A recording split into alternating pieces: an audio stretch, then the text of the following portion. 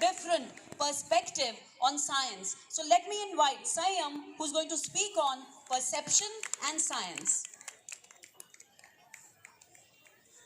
So, let me start with a very funny and interesting video that I am sure all of you must have seen. But let's see together.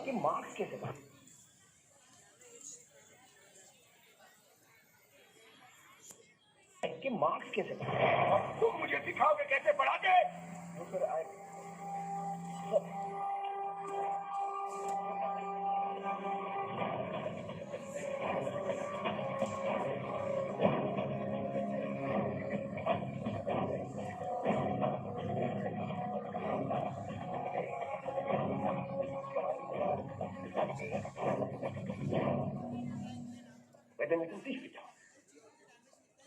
आज हमारे बीच एक ऐसे leader हैं जिनका मानना है कि वो हमारे हाईली क्वालिफाइड टीचर से बेहतर पढ़ा सकते हैं। तो आज प्रोफेसर रणछोड़ दास ठाकुर हमें इंजीनियरिंग सिखाएंगे।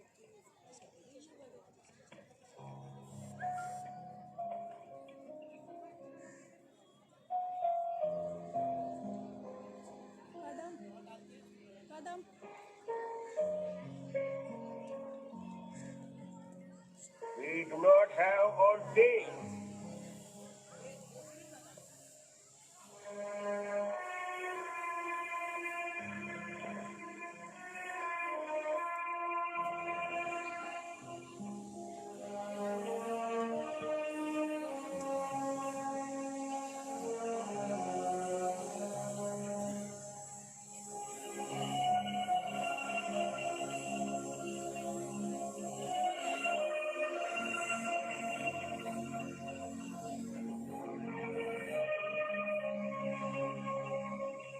आपके पास 30 सेकंड है बोर्ड पे लिखे हुए शब्दों का मतलब समझाना है। आप चाहें तो किताब का इस्तेमाल कर सकते हैं। जिसे जवाब मिलेगा वो हाथ ऊपर करेगा। देखते हैं कौन फर्स्ट आता है और कौन last. Your time starts now.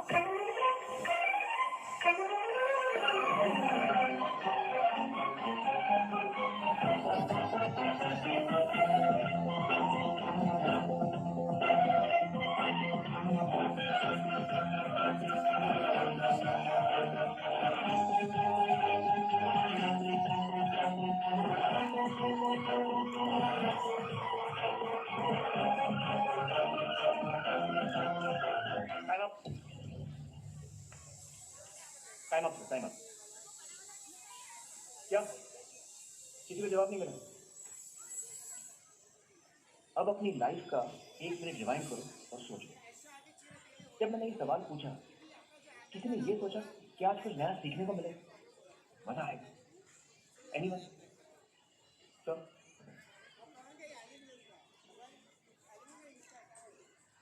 What did you observe? Let me tell you.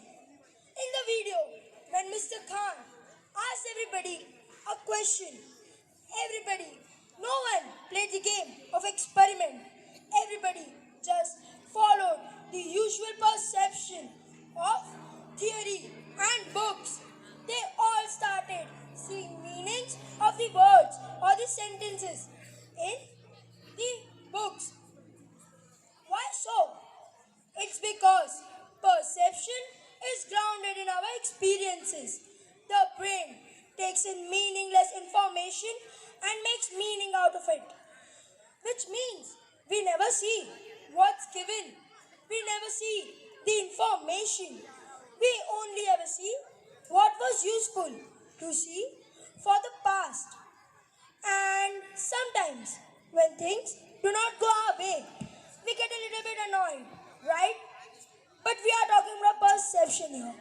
Perception underpins everything we think, we know, we believe, our hopes, our dreams, the clothes we wear, falling in love. Everything begins with perception. Now, if perception is grounded in our history, it means that we are only ever responding according to what we have done before. But now, it's a tremendous problem because how can we ever see differently? Now, something about seeing differently and how all new perceptions begin in the same manner. They begin with a question. The problem with the questions are they raise uncertainty. Now, uncertainty is a bad thing. Even seasickness is a consequence of uncertainty.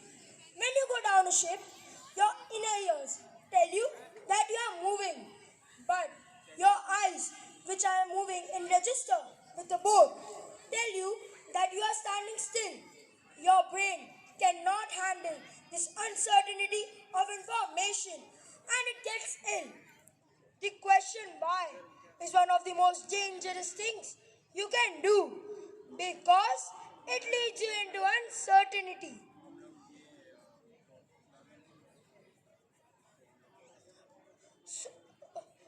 But the irony here is, if we ever want to do something new, we have to step into that space. So, now, how do we do something new? Well, fortunately, evolution has given us the answers for even the most difficult of questions. The best questions are the questions that raise the most uncertainty. They are the ones that question things we already believe to be true. It is easy to ask questions like how did life begin or what extends beyond the universe. But asking something you believe to be true is really stepping into that space. So, what is evolution's answer to uncertainty? It is play. Now, play is not simply a process. Experts in play will tell you that it's a way of being. Play is one of the only human endeavors where uncertainty is celebrated. Uncertainty is what makes play fun, right? It's adaptable to change. It opens possibilities and it is cooperative. It is actually how we do our social bonding and it's imperatively motivated. What that means is we play to play. Play is its own reward. If you look at the 5 ways of being, those are the exact same ways you need in order to become a scientist. Science is not defined by the method section of the paper. It's a way of being. It's what we have here. It's true for anything that's creative. So, if we add rules to a play, we have a game. That's actually what an experiment is, right? So, with these two ideas, that science is a way of being and play is an experiment. I wonder, can anyone become a scientist? Even kids or children? Because they're experts in play. A science paper has 4 different sections: the introduction, the method, the result, and the discussion. The introduction states what is the question and why. The method states what you have to do. The result states the observation. And the discussion is who cares, right? That's basically what a science paper is. Curiosity, interest, innocence, and zeal are the 4 most basic and the most important things you need in science. And who else can have this more than children? So, please congratulate all children participating in this event. What's the point? The point is what science does for us.